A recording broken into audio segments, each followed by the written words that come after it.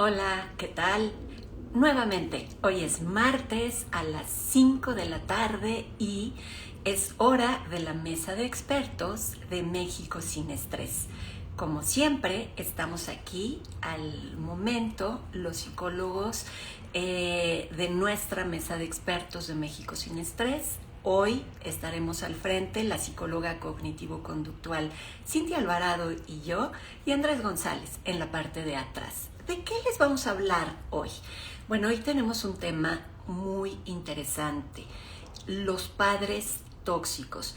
Es muy común que escuchemos, es que eres tóxico, es que esa relación es tóxica, es que ese padre o madre es tóxico. Y ojo, no queremos aquí buscar chivos expiatorios. Lo que queremos es saber de qué estamos hablando y si estamos inmiscuidos de un lado o del otro, del rol parental o del rol como hijo en alguna situación tóxica. Voy a invitar a Cintia Alvarado a que se una con nosotros, que ya está aquí más que lista. Que empecemos a hablar de ese. Qué gusto me da todos los que están aquí adentro. Cintia, ¿cómo estás? Liz, bien, ¿y tú? Hola, muy bien también. Aquí, puestísimas. Andrés González está ya listo para contestar dudas, ahondar en comentarios. Y nosotras ya les estaba platicando a nuestros invitados que hablaremos sobre padres tóxicos. Ojo, no queremos ni criticar, ni señalar, ni juzgar, ni buscar chivos expiatorios. Recuerden, la terapia cognitivo-conductual es una terapia que más que enfocarse en es que viviste tal y por eso, es que fueron así contigo y entonces justificarte a que puedas decir que por eso sufres o eres así en el presente, lo que buscamos en la terapia cognitivo-conductual, más que los causantes, es las situaciones o reforzadores que mantienen la conducta. Pero, como yo siempre digo, entre mejor conozco a mi enemigo, más fuerte soy para vencerlo. Y eso es lo que queremos ponerles hoy en la mesa. Conocer cuáles son las categorizaciones que se han clasificado para definir a un padre o madre tóxica. Y para ello me sería muy importante poner como antecedente que en el desarrollo del ser humano tenemos dos momentos de vida en los que solemos buscar nuestra autonomía, nuestra independencia, nuestra forma de llevar o resolver las cosas. Una de ellas es muy pequeñitos, alrededor de los 2 años, estos famosos toddlers o niños pequeños que se llaman los terribles dos, porque al igual que en ese momento de vida, como en la adolescencia, eh, estas personitas o estos adolescentes buscamos en esas edades hacer las cosas a nuestra manera, como les decía, esta independencia. Y lo que sucede con los padres tóxicos es que entran en conflicto en esta necesidad de desarrollo psicoemocional de sus hijos. Por ejemplo, chantajean, boicotean, critican, hacen cosas en donde compiten con esta búsqueda de independencia, de autonomía o de desarrollo. Voy a mencionar los 5 tipos que yo digo que en realidad son 6 tipos de padres tóxicos. Los padres tóxicos controladores, los abusadores verbales, los abusadores físicos, los abusadores sexuales y los que tienen una enfermedad grave de alcoholismo. Pero yo le uno a esta lista los que tienen algún trastorno de personalidad. Muy frecuentemente el trastorno de personalidad narcisista, pero sobre todo el trastorno de personalidad limítrofe o borderline o antisocial. Cintia, ¿cómo ves si tú nos platicas cuáles son las características de los padres tóxicos, controladores y abusivos verbales? No, pero por supuesto, Liz, yo encantada. Pero mira, antes me gustaría hacer un comentario referente, dándole seguimiento a lo que tú comentaste. Tú comentabas que no estamos fungiendo como chivo expiatorio, ni mucho menos, porque la intención aquí no es ventilar ni exhibir la paternidad de nadie.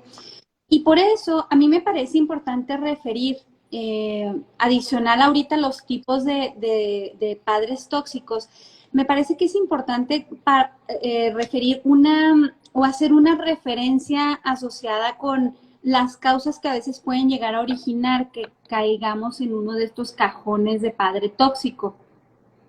Y a mí me gusta mucho una clasificación que hacen Demiani y Jorge Bucay, en donde dan tres categorías de necesidades básicas que a veces pueden tener los papás y que los llevan a ejercer la paternidad desde una manera tóxica por querer atender estas necesidades.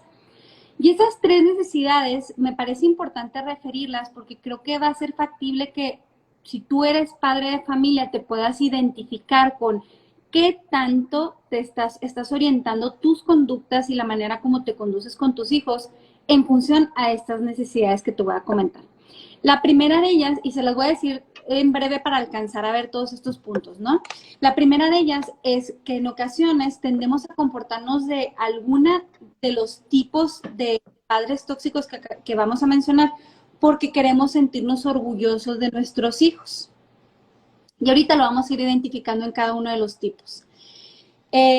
¿Por qué? Pues porque a nosotros tenemos como un estereotipo o tenemos una imagen ya producida en nuestra cabeza, expectativas relacionadas con cómo queremos que sean nuestros hijos o cuál sería la vida idónea que queremos que tengan. ¿Para qué? Para sentirnos orgullosos de eso que ellos están haciendo, de ese ser que son. ¿Por qué? Porque para muchos padres, el cómo es nuestro hijo expresa de manera muy tácita el cómo soy yo como ser humano y como papá. Entonces, si yo tengo un hijo extraordinario, que cumple, que es el hijo de ensueño, entonces yo soy un muy buen papá. Entonces, a final de cuentas, ese es el primer punto, el sentirme, la necesidad de sentirme orgulloso de lo que es mi hijo. Ahora, tenemos que hacer mucho hincapié aquí. Todas las necesidades que yo voy a mencionar, que son tres, que es la de sentirte orgulloso, la de sentirte querido y la de ver a tu hijo como que te estorba en tus actividades, todas, no es que esté mal que te quieras sentir querido por tu hijo, no es que esté mal que te quieras sentir orgulloso de tu hijo. Aquí el tema es, cuando yo como papá actúo justo y específicamente para poder satisfacer esa necesidad, entonces ahí estoy siendo un padre tóxico porque no estoy contemplando las necesidades de mi hijo. Estoy anteponiendo mis necesidades por encima de las de mi hijo y entonces estoy incurriendo en faltas de respeto, en invasión a su privacidad y a su intimidad e incluso en su bajarlo de ser necesario. ¿Para qué? Para poder conseguir yo cubrir estas necesidades. Entonces, desde ese momento ya lo estamos considerando como tóxico. Así que necesito que hagamos esa distinción. El segundo tipo, como les decía, es la necesidad de sentirse querido. ¿En dónde lo llegamos a ver muy manifiesto? Por ejemplo, en aquellas relaciones en donde hubo una fractura en la relación matrimonial y entonces uno de los papás tiene mucho miedo, a veces puede ser por miedo a perder a su hijo y entonces no puedo contemplar la posibilidad de perder aunque sea un miligramo de amor de mi hijo hacia mí. Entonces, ¿qué termino haciendo? Termino siendo demasiado benevolente, no establezco límites. ¿Por qué?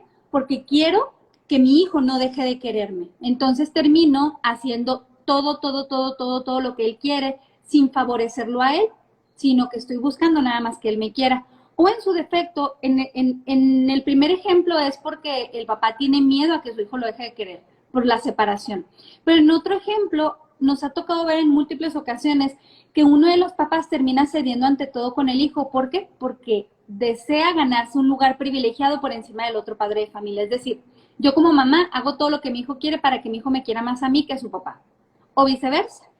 Entonces, bueno, esta es la perspectiva de la necesidad de ser querido. Y por último, el del estorbo, ¿no? El de tener la necesidad de cubrir mis propias necesidades personales y que por lo tanto un hijo suponga que me obstaculice justamente yo llegar a lo que estoy buscando. Es decir, para mí puede ser un obstáculo tener aquí a mi hijo cuando yo estoy queriendo trabajar y demás, y entonces yo termino incurriendo en conductas tóxicas con mi hijo. ¿Por qué? Porque lo siento como un estorbo. Y entonces ahí también podemos incurrir, podemos desviarnos hacia el tema de lo tóxico. Así que partiendo de estas tres necesidades, me gustaría que ahora sí trataran de focalizarse a, vamos a ver los diferentes tipos de padres tóxicos y vamos a ver de dónde surge, de cuál de estas necesidades. Así que, Liz, tú me preguntabas me decías que por qué no empezar con los dos primeros, el papá controlador, que generalmente, para que tú te puedas considerar un papá controlador desde la vertiente de la toxicidad, son estos padres que son sumamente manipuladores, es decir, tienden a querer llevar a sus hijos a lo que ellos esperan. Entonces, si pues, tomamos en cuenta de cuál necesidad se deriva el papá controlador, es derivado del papá que está con la necesidad de sentirse orgulloso de su hijo. Entonces, por qué tengo que ser controlador? Porque quiero que mi hijo se apegue justamente a las expectativas que yo tengo como ser humano, como papá, etcétera, y en función a lo que quiero proyectar a los demás.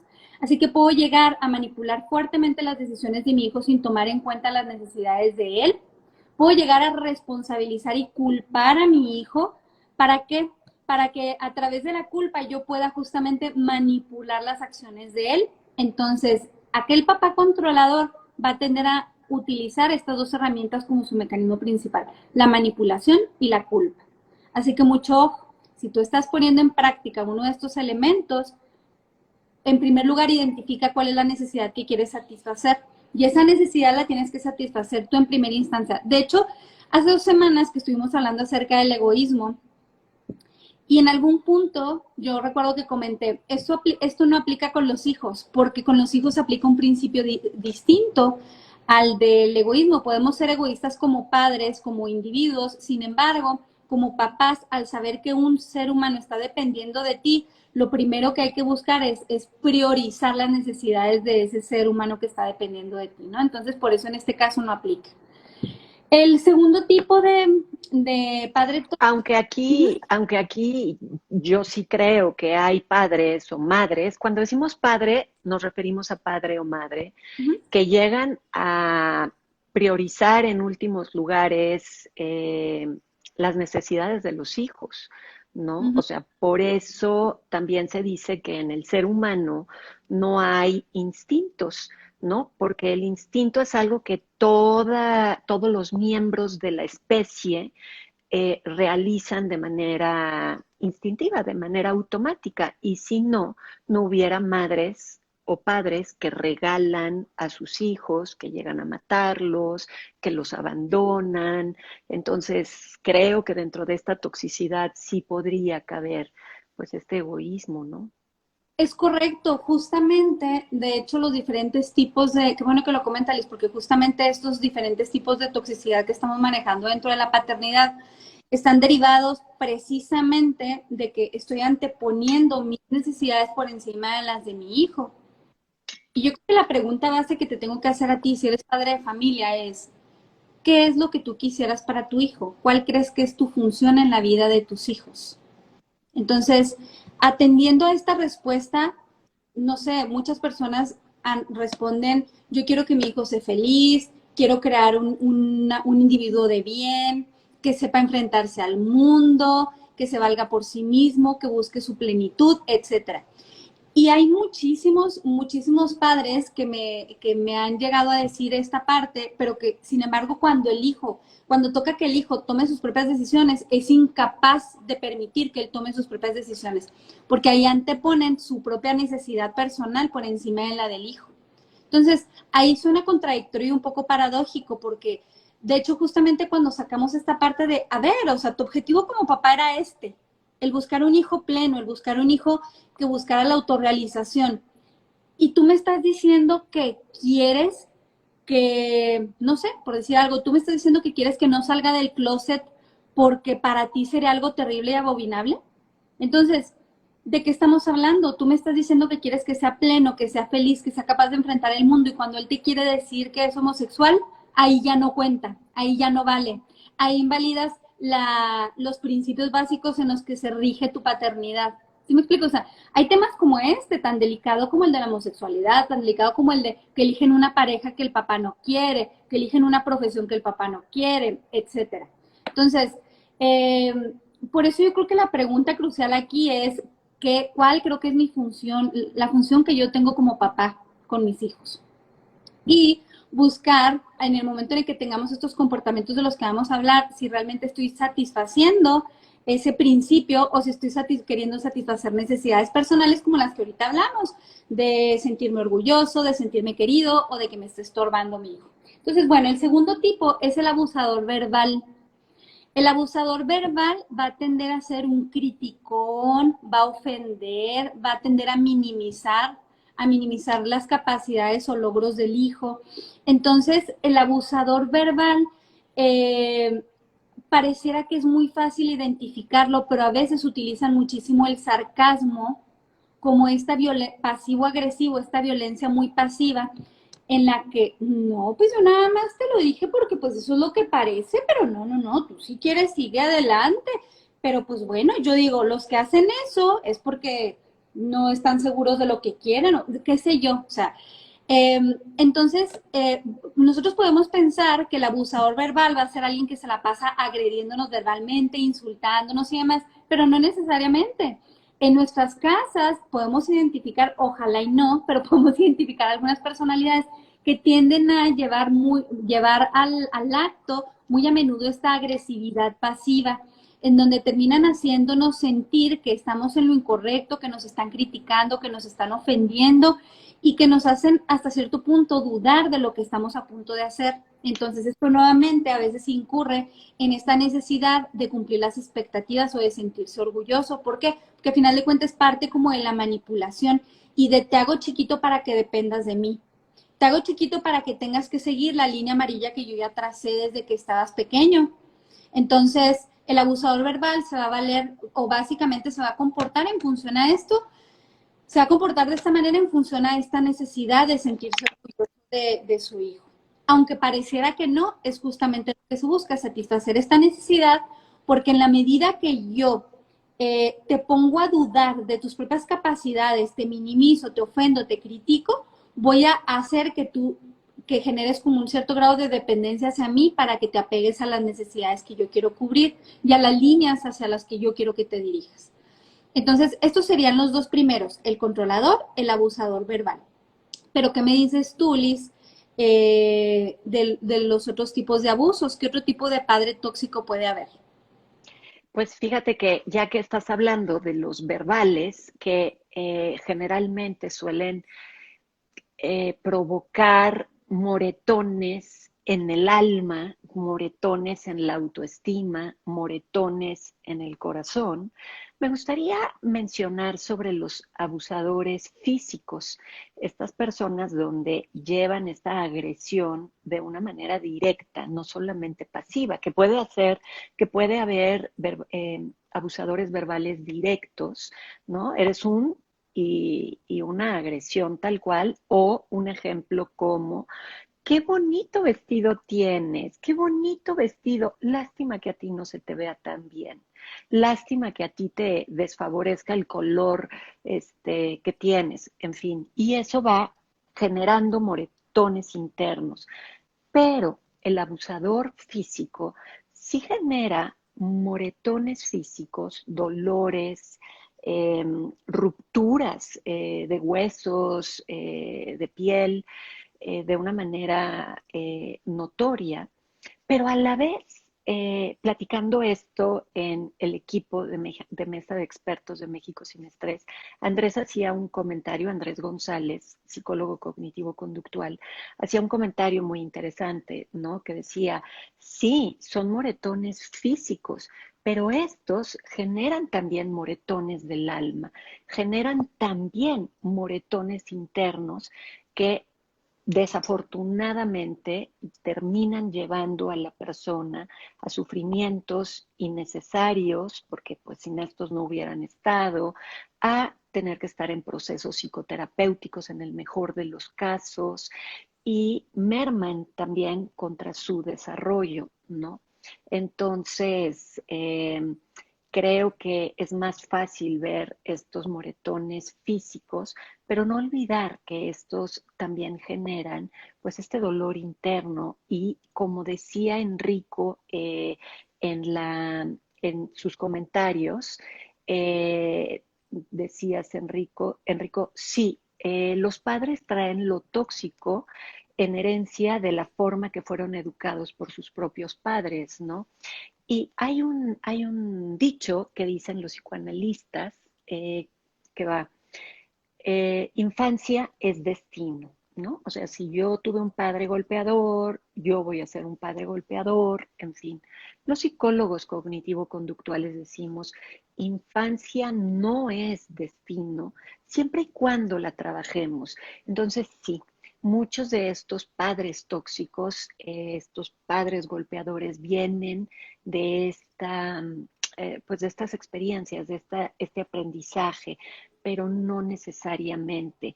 Y yo creo que esto que estoy diciendo, que Andrés mencionó hace un rato en nuestra reunión, es que yo creo que todos estos padres tóxicos generan estos moretones en el alma, ¿no? No sé cómo lo veas, Cint, y qué nos platicas de los abusadores sexuales y de los padres abusadores, que diga, los padres tóxicos, abusadores por consecuencia de vivir un alcoholismo grave. No sé cómo lo veas, Cintia. Estas ya son palabras mayores porque, bueno, el tema, por ejemplo, del alcoholismo y demás, pero, por ejemplo, los abusadores sexuales, a veces pretendemos que para poder incluir un abuso sexual incluye solamente tocamiento sin autorización, jugueteo de índole sexual con los órganos de desarrollo secundario en los niños. Y no necesariamente tiene que haber tocamiento, o sea, no necesariamente tiene que haber abuso expresamente, en terminología correcta, ¿no? Que para que haya un abuso Físico. sexual, que para que haya un abuso sexual tiene que haber tocamientos y demás. No necesariamente. Evidentemente el abusador sexual sí incluye esta clase de actos, pero también incluye, por ejemplo, el que ante un menor, y no necesariamente ante un menor, puede ser un adolescente, puede ser ya un adulto, que pueda haber, por ejemplo, desnudos inapropiados, por ejemplo, y descontextualizados por completo. O sea, por supuesto, estamos hablando de que si ya tengo un papá mayor y está enfermo y lo están atendiendo y lo tienen que bañar y demás, o sea, ahí probablemente no estamos hablando de que porque vi al papá desnudo a lo mejor va a haber un trauma y un abuso sexual. No, pero cuando se trata de Sí. una intencionalidad en donde el adulto se presenta en constante exhibición, y no nada más en constante, basta con un evento en el que el adulto se presente al desnudo, mostrando partes íntimas a un menor o al hijo, es factible que esto pueda considerarse dentro de los abusadores sexuales, porque incluso puede incluir señas. O sea, ¿qué me dices de aquellos acosadores que muy a menudo vemos, por ejemplo, en la misma familia, ¿no? Que se llega a presentar? De hecho, generalmente los niños muy a menudo tienden a ser abusados por misma gente de su círculo primario. A veces pueden ser los papás, a veces pueden ser los padrastros, a veces puede ser un tío y demás, y que pueden incluso intimidar a la persona, intimidar al menor con señas obscenas, en las que están abusando literalmente de la intimidad, privacidad y seguridad de ese menor. Entonces, todas aquellas conductas descontextualizadas en el campo sexual se pueden considerar como un papá abusador sexual, aunque no expresamente haya contacto físico. Entonces, eso lo tenemos que dejar muy, muy en claro, porque hay ocasiones en las que podemos demeritar el que sí se esté presentando una situación de abuso sexual nada más porque no hay evidencia de que hubo tocamiento. Y deja tú, Liz, o sea, penetración o coito. Entonces, basta con que la persona sea invasiva en el campo sexual o en la intimidad de la otra persona o del menor para que lo consideremos con toxicidad de este tipo. Y en cuanto al abusador de alcoholismo, Aunque hay algo que dijiste, me gustaría destacar, ¿no? O sea, tampoco implica que si yo tengo un bebé o un niño pequeño y me bañe con él, entonces eso ya sea connotado como un abuso sexual, ¿no? Es como una paciente me decía, yo tenía entre 11 y 13 años y mi papá me obligó a meterme a bañar con él, ¿no? Ahí ya estamos hablando de un abuso de tipo sexual. es correcto, Liz. Qué bueno que lo señalas porque así como puse el ejemplo del papá mayor que a lo mejor se ve circunstancialmente desnudo porque se encuentra enfermo, pues bueno, también en este contexto de cuidado al menor no lo podemos considerar como tal, como un abuso. Y aquí el rasgo principal como para poder excluir la toxicidad es cuando tú estás realizando estas conductas en pro y en bienestar de tu hijo, del menor, entonces probablemente no estás incurriendo en toxicidad, porque recordemos que esta toxicidad generalmente es atenderme a mí primero, anteponiendo mis necesidades por encima de las del menor, por encima de las de mi propio hijo. Entonces, justamente en ese acto es cuando terminamos violando y siendo tóxicos en la vida de nuestro ser querido. Y para aterrizar el abusador por alcoholismo o el padre tóxico por alcoholismo, pues evidentemente una de las características que esto puede llegar a tener pues es negligencia o incluso el delegarle roles que no le corresponden. Es muy comúnmente que nosotros veamos dentro de núcleos familiares en donde hay alcoholismo, eh, circunstancias en donde uno de los hijos termina ocupando el lugar del padre o termina ocupando el lugar de la mamá, porque al final de cuentas la persona alcohólica o adicta no es capaz de hacerse responsable del rol que le corresponde eh, interpretar con su familia o ejercer con la familia. Entonces, la familia generalmente porque funciona y porque busca funcionar de alguna manera, termina generando movimientos como uno de los hijos apropiándose de las responsabilidades. ¿Cuántas veces nos ha tocado ver menores de edad que se están haciendo cargo de otros niños más menores que ellos y que están asumiendo responsabilidades de adultos justamente porque los padres se encuentran en constante estado etílico o intoxicados, ¿no? Entonces, evidentemente este tipo de negligencia o este tipo de toxicidad se deriva de la necesidad de cubrir las necesidades prioritarias, de ponerme a mí en primer lugar y de ver al hijo como un estorbo. Partiendo de las necesidades que yo les dije ahorita de inicio, que eran las tres, la de sentirse orgulloso, la de sentirse querido y la del estorbo. Entonces, en este caso, evidentemente estamos hablando del estorbo, ¿no? Porque a final de cuentas los hijos aquí están suponiendo un obstáculo para que los papás puedan continuar en su idilio en el que se encuentran mientras están en estado de intoxicación. Así que imagínense, o sea, este grado de toxicidad en los padres pues está más que claro, ¿no? Yo creo que puede ser sumamente evidente ver que aunque no haya violencia intrafamiliar, el simple hecho de que haya omisión de cuidados, de que se delegue responsabilidades a hijos que no tienen por qué cubrir esas responsabilidades, lo estén haciendo derivado de la falta de pericia de los padres, ¿no? Y nos faltan más, Liz, nos faltan más tipos Sí, de... ¿Ah? nos falta uno que es el que yo sugiero, yo propongo, que es padres tóxicos por trastorno de personalidad. Sobre todo estos padres con trastorno de personalidad borderline o limítrofe. También ahí se puede agregar el trastorno de personalidad narcisista o Mm, antisocial. Pero la característica de estos padres limítrofes o borderlines es que tienden a ser inestables, impulsivos, tóxicos, conflictivos, personas que también pueden llegar a tener abuso de sustancias, no necesariamente por un alcoholismo, lo cual lleva a un pequeñito a vivir en un mundo caótico, en un mundo en donde no encuentre una línea estable de satisfacción de sus necesidades. Muchas veces estos padres caen o madres caen en el negro blanco, todo, nada. Te amo, eres maravilloso, me siento muy orgulloso de ti porque así está mi estado de ánimo.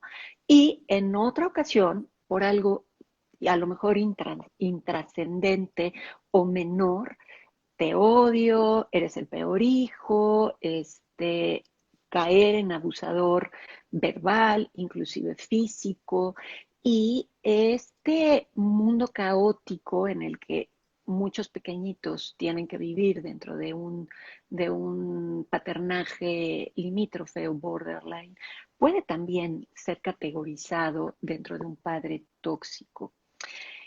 Lo que voy a decir a continuación puede ir en contra de muchos de los estatutos que marca el aprendizaje que hemos ido escuchando a lo largo de la historia, que desde chiquitos nos dicen papá oso, mamá osa y el osesno salieron todos juntos a dar la vuelta para que la sopa se enfriara y pudieran todos comer juntos.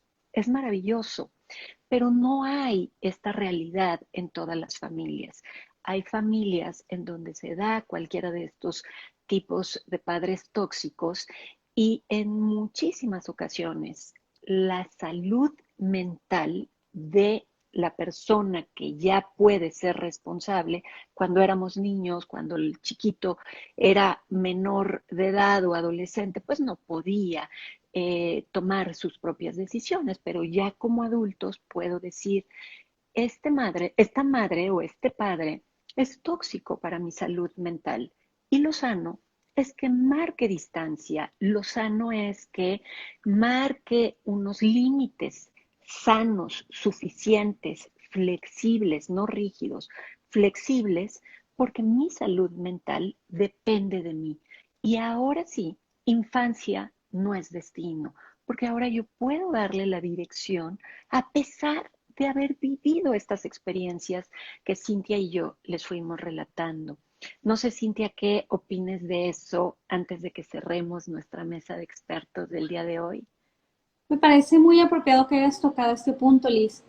Y sobre todo incitarlos a que si tú identificas que dentro de tu relación con padres ahí existe este grado de toxicidad, en primera instancia yo te sugeriría que intentaras darle una solución a la relación que establecieron.